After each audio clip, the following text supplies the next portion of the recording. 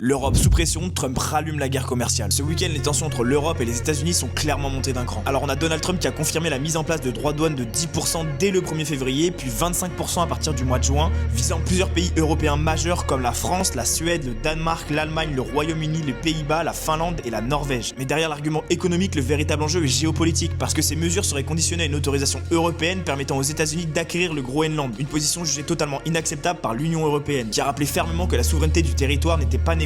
Mais en absence d'un accord, les marchés estiment désormais très probable que le retour des contre-tarifs européens dès début février. Alors face à cette escalade, un sommet d'urgence de l'Union européenne est en préparation. Alors pour finir, voici les 3 scénarios sur les marchés financiers. Alors dans un premier temps, on aurait des tensions sans aggravation, les deux camps annoncent des discussions sans décision concrète, un scénario relativement neutre, mais les tensions pèseraient sur l'euro. Dans le deuxième scénario, on aurait une escalade commerciale. L'Europe riposte avec des véritables contre-mesures tarifaires dans la lignée de ce qu'avait fait la Chine par le passé. Et enfin, en troisième scénario, celui qui est le moins probable, une désescalade commerciale. L'Europe et les États-Unis arrivent à trouver un compromis avant l'entrée en vigueur des tarifs douaniers. Mais sur les marchés, on pourrait voir un soulagement temporaire, un rebond technique possible et surtout un soutien sur l'euro USD. Enfin bref, je te fais un récap tous les jours de l'actualité et je te donne son impact sur les marchés, alors abonne-toi.